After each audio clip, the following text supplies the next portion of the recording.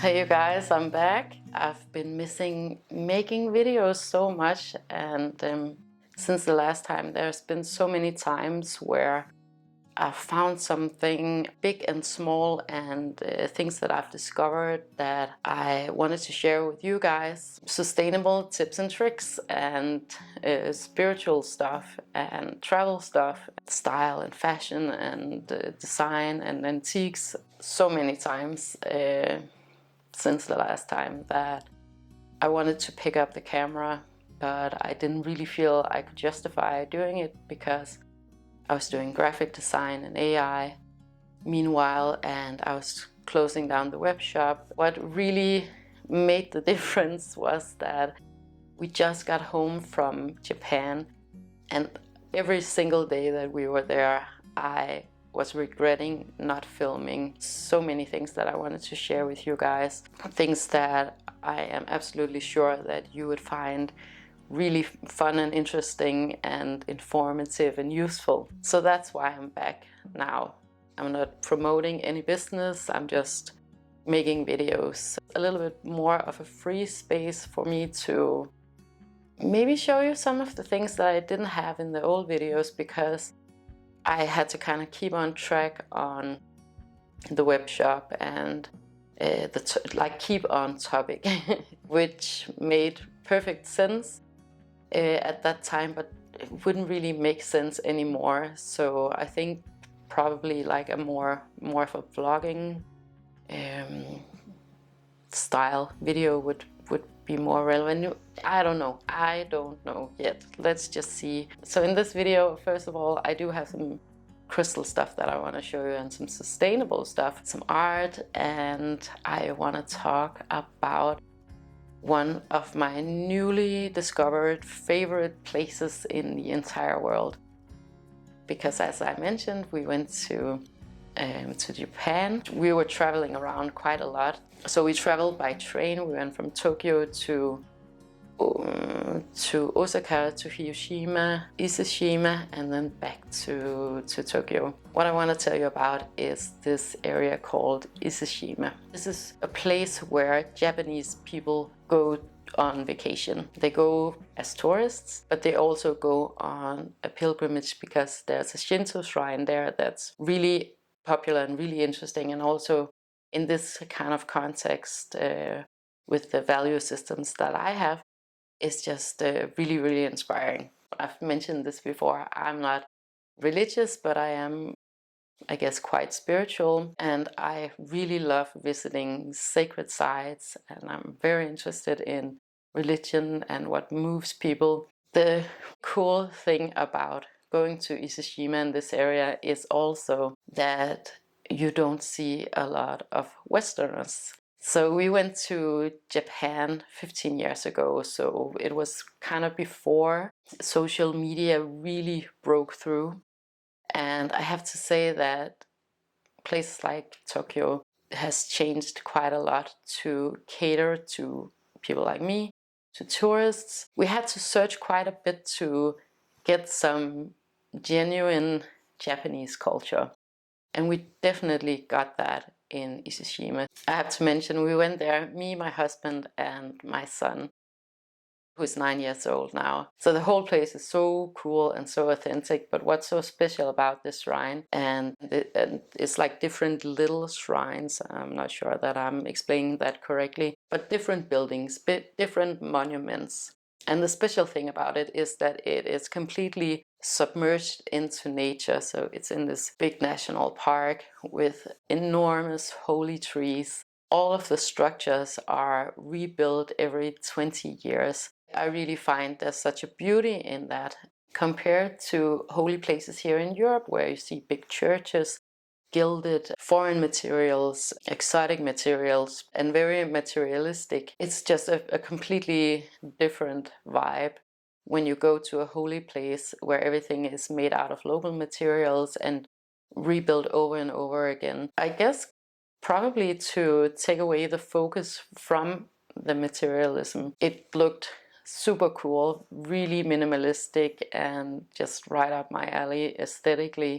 We didn't see a lot of the monks there, but the few that we saw, they were just wearing the coolest clothes ever. So what you have to kind of keep in mind if you go and visit holy places like this is that you have to be really respectful, really mindful. We were definitely the odd ones out, and we had to, of course, behave very extra respectfully, because this is not a tourist destination, this is a holy destination. If you catch the Holy Ghost, and I know people who will, just don't break into singing or praying loudly. That's also a thing that we've been kind of dealing with here in Europe. Tourists come in from other countries, specifically one country, and they start singing really loudly. But yeah, just the nature was just incredible. There were little deers, these enormous trees,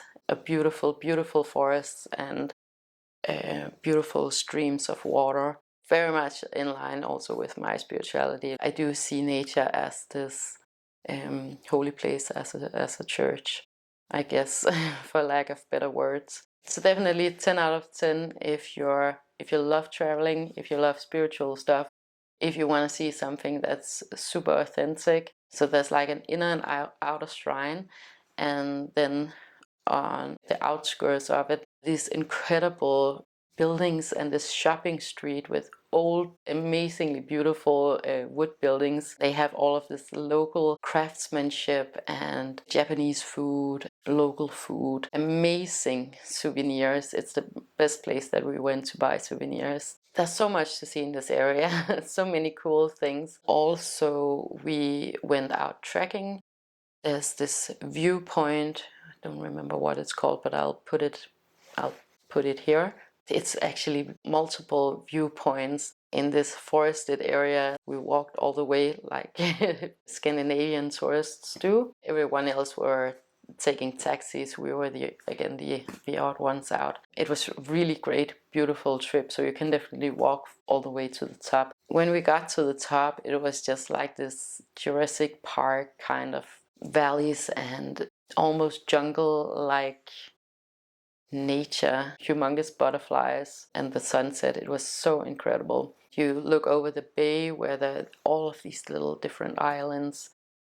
We also took a boat trip all around those islands. Such an undiscovered place for Western tourists like us. But definitely, you know, a tourist destination again and I think that's kind of like a traveler's tip, to go for what the locals in that area really love, where they're gonna go. Because I know there's some places here in Denmark that we go to often, but there are no tourists there, because how would they know, right? I also want to share a little bit about Tokyo in a later video, but I needed to share this with you guys, because I know you guys would absolutely love this place. If you're ever in the area or want to visit Japan, or I'm planning on visiting again in 5 years, and I'm definitely gonna get either to this area or something similar, maybe go a little bit down south. So in this video I want to share a few different things, but now I gotta make dinner for Anga, so I guess I'll see you again tomorrow. Okay, so before I go, I wanna, wow, that's crooked. Okay, I wanna show you something really cool that I made, which are these fermented wild garlic capers. I went out to the woods, I think maybe a month ago or something like that. And the wild garlic has these flower buds that are like, I don't know if you have that in other countries than Denmark, but like capers, and they're kind of bitter little flower buds. You pluck them off and you can get like a gazillion, because wild garlic is just so abundant. So this is what's left of it, and it was quite full. So I had it in salt for 3 weeks or something like that, just the raw capers covered in salt. Then I fermented it for about a week. They are amazing for salads. They taste pretty much like fermented garlic, but you don't get the garlic breath. So I'll see if I can maybe move my face.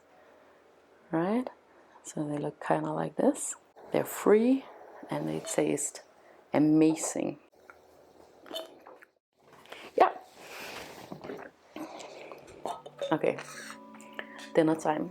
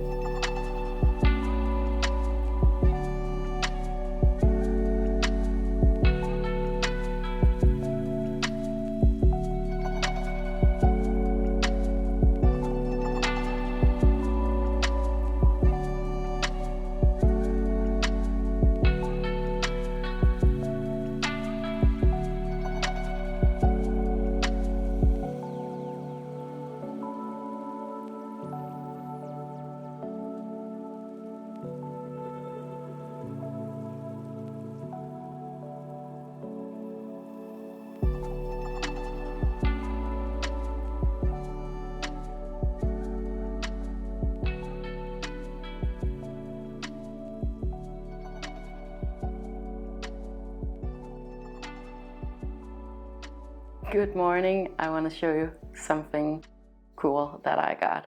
It's a new art piece. So backstory, my 3 friends and I, we've known each other for, I don't know, 20 years maybe. We were on a little road trip and we visited a commune way out in the Danish countryside. The people that inhabited this place were old hippies. The guy that we were there to see was a printer with different kinds of printing machines, stone print, and just a lot of cool stuff that I, as a designer, just really love seeing. We were there for quite a long time just chatting and looking at all of his artwork. And then he gave us all this piece. Okay, so this is a print that he made for David Lynch, and you can actually find these on auction. This image is called Lock Boy, and you can see right here the D and the L for David Lynch. He gave it to us for free, so we all have a piece of art by David Lynch. And I think the cool thing about having pieces like this in my home is that you know, I love when everything comes together so beautifully. So it's a wonderful piece of artwork. I love the image. It's by a person that I admire a lot. And I had this experience with my girlfriends. And I don't know if you guys know this, but I'm such a girl's girl, and I love groups of girls, like different groups of girls. So this group of girls I was traveling with, they are, I would say, quite intellectual.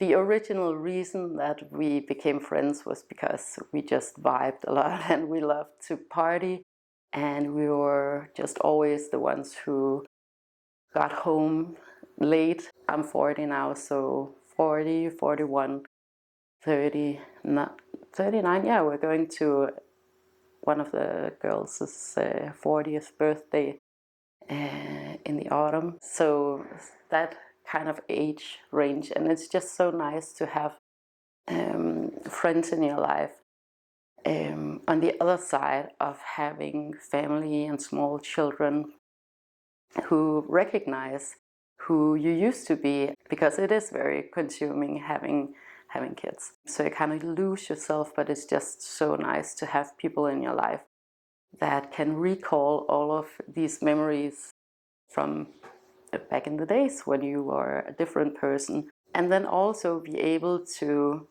create new memories. One of the things that I have just really appreciated in my 40s is these close connections, people who bear witness to my existence, and I bear witness to their existence and their journey. I'm so happy that we've been able to be together for so many years. And you know, some years we've only seen each other like once or twice. A shout out to girlfriends. It's just such a cool thing, and I love that we all share this experience and this beautiful piece of art.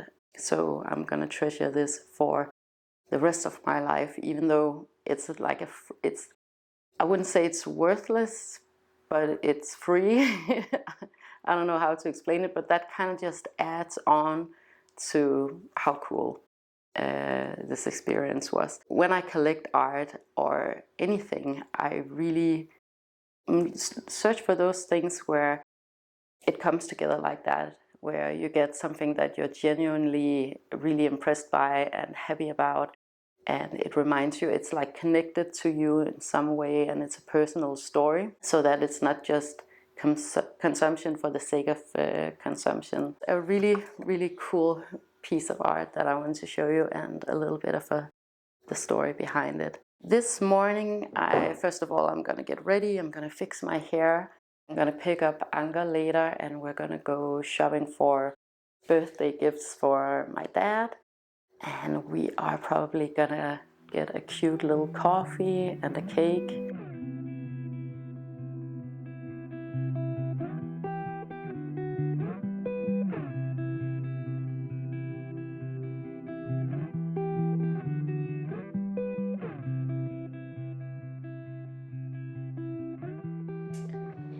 So I was just organizing my bathroom cabinet here, and I wanted to show what I am currently using, what's my favorites.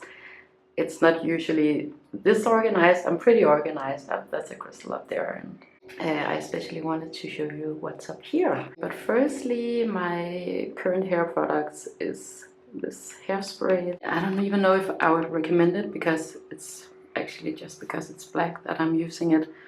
However, this is the Cooking Heat Protector that I'm using. It's really, really good. And also the dry shampoo. It's actually the only dry shampoo that I like. This is new. I haven't tried it yet, from a brand named Darling. Castor oil. This is the product that I use absolutely the most. I use it for my body and around my eyes. This is sun oil. It's really good, from Cooking too. This body lotion is really, really affordable, but it is so nice and smooth. Up here I have this serum from Muji. I got it in Japan, so it's all Japanese. This micellar water from Kamamayo is really, really good. I have a little bit of an obsession with perfumes and this one in particular is my current favorite. A little bit more masculine. I'm not sure, like, you know, Aesop perfumes are unisex perfumes, but I do think this is pretty masculine. What I almost always do is that I use a base of vanilla oil, and this one has been used quite a lot. I think I go through one every 2 months or something like that. I just like a base scent of vanilla and then a masculine one on top. Okay, so outfit of the day. This t-shirt is by a Japanese brand that we found in Osaka. Andreas, he got 1, 2 really cool prints, and this one is more like a bubble kind of print. This is the label. Super cool, like I guess Japanese streetwear brand. So I'm gonna wear, probably not like this, but I'm gonna wear my hair up today because it's super warm in Copenhagen today. Tassels perfume. Wrong way. This is just so good. I have new piercings too. Space for more crystals. Something about Japan was the fashion. It was amazing. Everybody is so well dressed, completely independent of age and style. You can just see that people make such an effort. I feel like people say that about Copenhagen, but I don't know, because I live here, so I'm just used to it. I always want the bracelets to be on the other arm of the tattoos. This was a tattoo that Andreas and we got when we first moved to Copenhagen. He wanted to get the tattoo. There wasn't really any meaning behind it, but when he was there, I just decided that I wanted the same one. So now we have a girlfriend and boyfriend tattoo. I mean, I wouldn't necessarily get the same tattoo today. We were only teenagers, right? This one was one that Andreas he found at Roskilde on the ground. And this one is so cool. It's not silver, but some kind of metal, right? And I love it because it looks like a big piercing. Right? I have to talk to you about vegan sandals because I'm not sure what I'm gonna wear today, and I'll show you why. These are like the Copenhagen uniform. Honestly, I wear them all the time. Some people find them really comfortable. I'm one of them, and some people find them so uncomfortable. I have actually, not in this pair, but in another pair, I actually climbed a mountain in Vietnam, just so you know. These I brought with me to Roskilde, so they are really torn up, and if I dance too much, they're gonna fall apart. They did a couple of times, so I need to refresh these, get some new ones. Maybe get the ones with the square toe, but I have some other options. These are also vegan sandals. They're from Calvin Klein. Hold on. And I don't know. What do you guys think? It's just, I don't know. I can't really make myself wear them. They're either too, I don't know, plastic or I don't know. And then I got these from H&M, classic pair of sandals. However, every time that I wear these sandals, it sounds like I'm farting. Basically sounds like I'm having a fart attack when I'm walking in these shoes. I don't know if it's my foot or the shape. I'm gonna wear a few toe rings. Bag by COPENHAGEN. It's a really good vegan shopping bag. You know what? Maybe I'll take the fart shoes. I'll wear the fart shoes maybe, and then I will put the Havaianas in the bag just in case that it's too much. Decisions.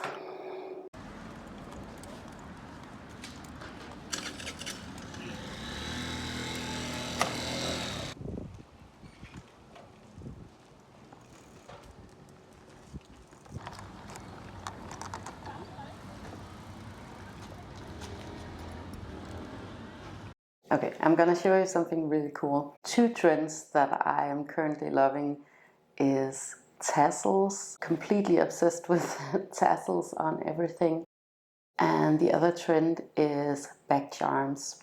And back charms is something that I saw all over Japan, and I definitely think that it's a very Japanese kind of trend with smaller accessories or stacking accessories. I saw so many creative ways of using back charms. I have been searching for back charms that I liked. However, I couldn't really find any that were my style or my taste. So over the last month or two, I just started making them myself. When I had an hour in the evening or something like that, I would just pull out my trusted little sewing kit here. So I want to show you guys how I do it, because I do have a pretty cool method. It requires that you go to thrift shops, and I do that all the time. So every time I go to a thrift shop, there's always a little box or a drawer, like a drawer with single earrings or weird beads. You're gonna grab whatever you like from that, whatever is your taste. And then you're gonna go and have a look at the different keychains. You might not like the keychain, you might like, what do you call it, the hoop. And you can get some pretty interesting ones, like some vintage ones or a specific color. I'm always going for black or silver. And then you're gonna go to wherever they have jewelry and look through their beaded jewelry. If you know a little bit about crystals, you're gonna be able to see what's fake and what's real. But a general rule is just to go by whatever you feel suits your style. So I'm gonna show you a few examples of what I have made, and you can do it in any style that you like. It's just a fun little hobby project, and if you enjoy making things and creating and just having fun with working with your hands, I just find it so therapeutic, and I really love when there's an output and an outcome that I can use for something. Most of my bags at this point has some kind of bedazzling. And that's the other thing, like, for example, earrings in thrift shops. You can find tassel earrings, either silk tasseled earrings or like metal, steel or silver tasseled earrings or long necklaces. So it's pretty easy. You just have to be a little bit creative. If you have a hard time deciding, doesn't matter, just buy whatever you want to. Here in Denmark, it's pretty affordable, and it's way more affordable than going to a hobby store and buying supplies. So honestly, there's no risk in it. The biggest risk is that you're going to buy something and it's going to be laying around in your hobby box for some time until you donate it again. It's such an easy way to incorporate crystals also. You know, that's what I do. I just want to get them in anywhere, because why not? Why not just use crystals? And crystal beads are so accessible in thrift shops, especially here in Denmark. You can get amber and rose quartz and whatever your taste is, right? I've mostly been working with clear quartz. So for example, I have lots of amber. Amber is super easy to come by in Denmark. Some malachite, opals that I bought at a crystal venue. My plan was originally to put them in some kind of jewelry, necklace or something. Maybe I'll do that. What else do I have? These are some beads that I think it's seed beads. I think they're called moon beads that I bought in China. Clear quartz, hematite, really easy to come by too. And tiger's eye. So yeah, if you know like a little bit about crystals, it's super easy to navigate. Here I have some, these are actually some jewelry samples with Herkimer diamonds. I have some little locks, and you know, this is what I mean. So what do you call these in English? Like the little loop that you use for a keychain. So whatever is, you know, hanging onto it, it's often like a company name or some type of advertisement. You can just take that off with some tools, and then you have maybe a really cool little loop. So different tassels in the next one. This is an earring, but you can just remove this part and then you have a perfectly good tassel. Another tassel. This was on like a little toilet bag, vanity bag. I also love these. A little woven. This one is a little bit more of an Asian vibe. So over here I just have all kinds of different steel and silver objects that I found that I, for some reason, really liked. I don't think too much about it, I just get it because it's so affordable. Like this kilt needle. It would be really easy to make this either into brooch with some crystals or a keychain. This is a necklace, so you can be super creative about it and find whatever suits your style. Just get it to focus. Right? like, you can be super creative with what you find. The only requirement is just that you like the aesthetic. All of these bracelets, I don't know if I'm ever going to use them, but I'll probably find some use for these at some point. An earring that I made into a brooch. So you just glue on this type of needle, so you make it into a brooch. Lots of little things like this. A belt buckle that I made into a brooch too. If you are feeling creative, or maybe this could be a winter project for you, I just think it's really cool. Let me just show you a close-up of what I've made. So this is a kilt needle with some metal beads that I found, like a gunmetal type of bead. I got these from a really beautiful clear quartz necklace that broke, unfortunately, but then you can just reuse it for stuff like this. This tassel was one that I made out of some nylon thread that I had laying around, and it's just a really long tassel.